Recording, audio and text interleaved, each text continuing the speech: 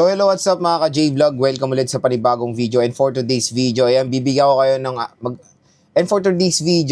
another first impression review na naman tayo. And this time, ang itatakel natin is yung very popular ngayon na Infinix Hot 60 Pro Plus. Maganda kaya to? Tara mga ka-J-Vlog, check natin.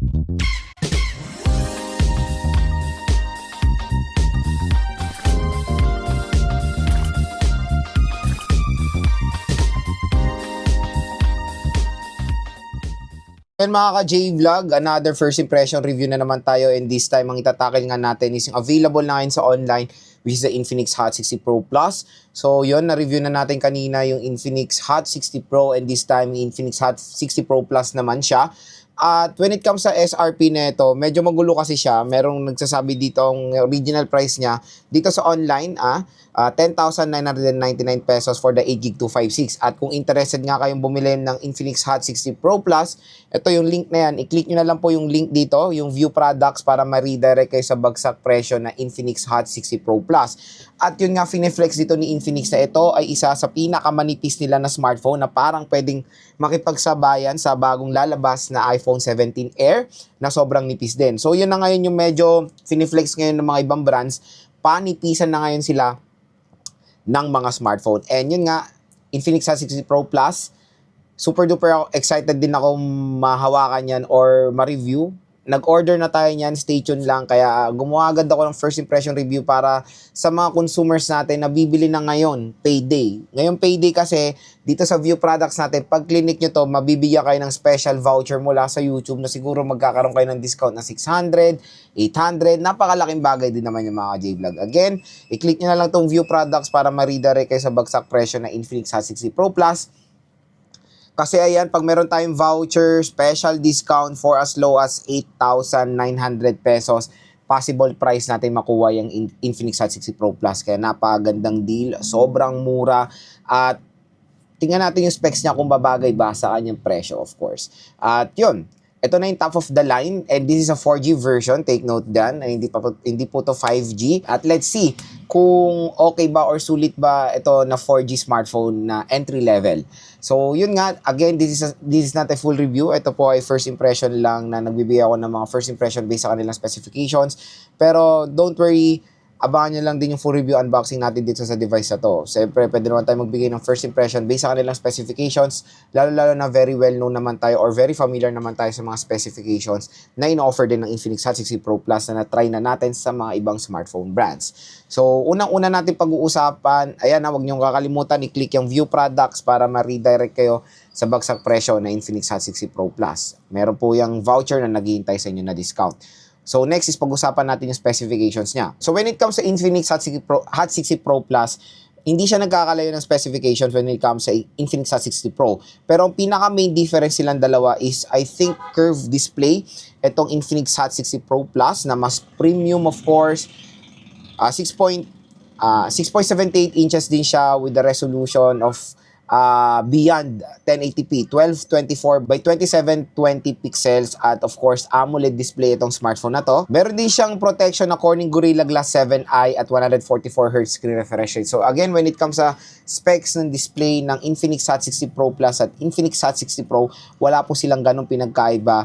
Pero ang main na makikita natin ditong huge advantage ng Infinix Hot 60 Pro Plus is yung kanyang curved display. Pero marami na rin consumers na medyo umaayaw na rin sa curved display. Parang ako, mas piniprefer ko na yung mga flat screen display. Even Samsung, mga flagship smartphone ni Samsung, nag-flat display na sila.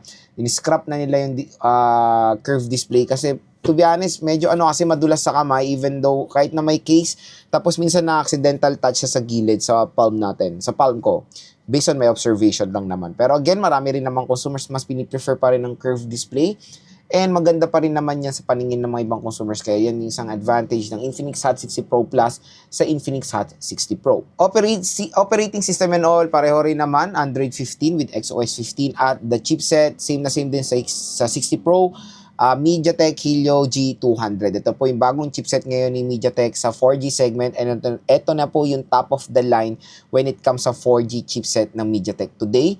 Octa-core CPU siya with a clock speed of 2.0 GHz, and sa GPU meron siyang Mali G57 MC2. When it comes sa camera, When it comes sa camera ng Infinix Hot 60 Pro Plus, asahan natin na magandang performance nito dahil yung sensor niya is Sony. So meron siyang 50 megapixel IMX822 at yung front-facing camera niya is 13 megapixel. So super excited din ako ma-review itong smartphone na to dahil yun, ika-camera test din natin itong si Infinix Hot 60 Pro Plus. Saan natin when it comes sa pag merong sensor na Sony, maganda pong performance niyan. Meron siyang dual steer speakers, sound by JBL, dalawang kanyang biometrics which is face unlock at fingerprint scanner, and of course, ang fingerprint scanner niya ay in-display. Pagdating sa battery, meron siyang 5,160 mAh na removable battery with support sa 45 watt fast charging. So when it comes sa fast charging rate and battery and all, pareho rin lang naman sa Infinix Hot 60 Pro. At ang maganda rin dito sa Infinix Hot 60 Pro Plus, meron po siyang ingress protection 65. So yun mga J-Vlog, nalaman nyo na yung price, specs, and of course availability ni Infinix Hot 60 Pro Plus. Again, perfect na pong bumili na itong smartphone na to ngayon dahil sobrang mura niya na lang. I-click nyo na lang tong view products natin para ma-redirect kayo sa bagsak presyo na Infinix Hot 60 Pro Plus. Dito ngayon is gusto ko i-share sa inyo first impressions, overall first impressions ko dito sa device na to kasi syempre maraming mga consumers ngayon nang naghahanap ng isang napakamurang entry-level smartphone na pasok sa kanilang standards kasi karamihan ng mga consumers ngayon is mas gusto nila yung specifications na pwede for gaming, maganda yung specs ng display for watching movies and all.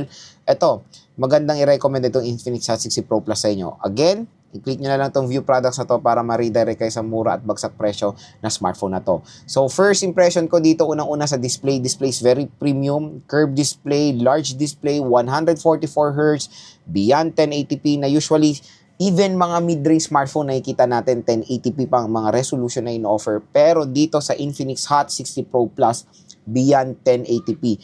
1220 na po ang i-offer niya na resolution which is napakaganda. Asahan niya na mas sharper, mas vibrant, mas crisp yung kanyang display. At ang maganda rin doon, mataas din ang nits of brightness na ma-offer ng Infinix Hot 60 Pro Plus. Next is of course the chipset for its price tag na 9,000 pesos.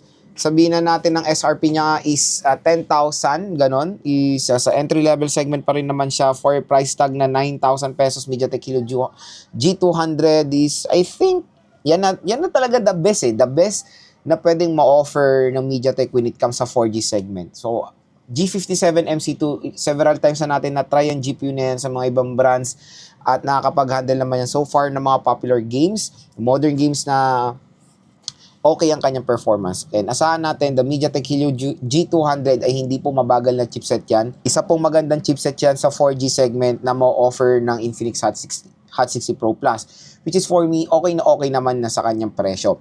Next kasi dito is yung RAM-at-ROM. RAM-at-ROM is very reasonable din naman for its price. 8GB 256 na rin ng at least minimum na pwede natin makita sa ganitong mga presyoan na smartphone. Na yun, marami kayong malalagay ng mga games sa 256 at ang magandang balita, you can expand the storage via micro SD card. So pwede nyo gamitin yung expandable storage siya for saving photos, music, videos, files. Tapos yung 256GB na internal storage niya, pwede nyo yung gamitin for storing games, for storing operating system storage, kasi hindi po pwede natin gamitin ang micro SD card for storing games. Kailangan pa rin ang internal storage. And 8GB of RAM, ang pinaka-the best na rin pwede natin makita sa ganitong presyoan. Next mga ka-J-Vlog, the camera. Yung camera niya is 50 megapixel. Hindi lang basta-basta 50 megapixel kasi ang Sony sensor po ang nilagay nila dito. Alam naman ng mga ibang consumers, pag narinig nila na Sony sensor ang camera ng isang device, paniguradong maganda mapoprovide na camera performance niyan. The Infinix Note 50, very satisfied ako sa camera performance nun. Asahan natin dito sa mga level up na hot series ngayon, makakapag-provide dito ng outstanding camera photo. So, abangan nyo na lang din yan sa full review dahil ka-camera test din natin ng Infinix Hot 60 Pro Plus. Next is speakers. When it comes sa speakers, napakaganda tuned by JBL itong smartphone na to. At hindi lang yan mga ka-J-Vlog, dual stereo speakers na rin ang ma-offer ng Infinix Hot 60 Pro Plus. Battery, mataas din. For its price din naman, 5,160 mAh. So, makunat din naman ang battery niya yan. Don't worry. At ang maganda doon, tinernohan nila to ng fast charging rate, of course, sa 45 watt fast charging. So, when it comes sa specifications ng Infinix Hot 60 Pro at Hot 60 Pro Plus is wala po silang gaanong pinagkaiba. Almost the same lang sila ng specifications. Medyo konti lang ang kanilang difference. Pero when it comes sa price, malayo sila ng difference. Parang nasa 2 to 3,000 pesos price difference. Kaya marami ngayon ang magre-react. Marami ngayon ang maguguluhan. Ano ba ang kanilang bibilin? Stay tuned lang. Gagawa tayo ng phone comparison ng Infinix Hot 60 Pro at Infinix Hot 60 Pro Plus. Ang battery na itong smartphone na to is okay. Maganda naman siya or makunat din. At yun nga, meron siyang ingress protection. 65. Mas mataas siya. So, mas okay yung kanyang water protection compare sa mga IP64 na smartphone. Pero again, hindi pa rin to pwede malublob sa tubig. IP67 pataas po ang pwede malublob sa tubig na mga water resistant. Ito po mga water resistant na mga smartphones na ganito ay pwede po itong mabasa sa tubig with certain kind of pressure. Matalsikan ng tubig, yan, pwede siya. Pero bawal na bawal po siyang malublob sa tubig with certain minutes and certain depth. So yun mga ka-J-Vlog, ang ating first impression so far dito sa Infinix Hot 60 Pro Plus. Napakaganda rin ng design and yun nga, isa to sa pinakamanipis na smartphone na nilabas ngayon ni Infinix na kayang makipagsabayan sa mga maninipis na smartphone na lalabas din na Samsung Galaxy S25 Edge and the iPhone 17 Air. Manipis din itong Infinix Hot 60 Pro Plus. At may lalabas din si Tecno na manipis na smartphone. Hopefully, lumabas din yan dito sa Philippines dahil stay tuned. Gagawa rin tayo, of course, ng unboxing videos ng mga yan.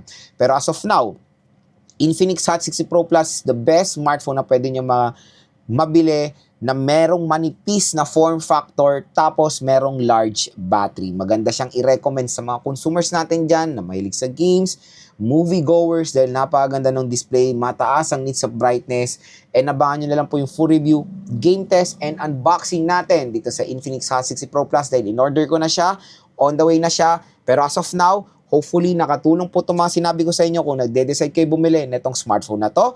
I-click nyo na lang po dito yung view products para ma-redirect kayo sa bagsak presyo na Infinix Hot 60 Pro Plus dahil hanggang ngayon payday, meron pong special voucher ang YouTube para sa inyo pag clinic nyo po yung view products natin.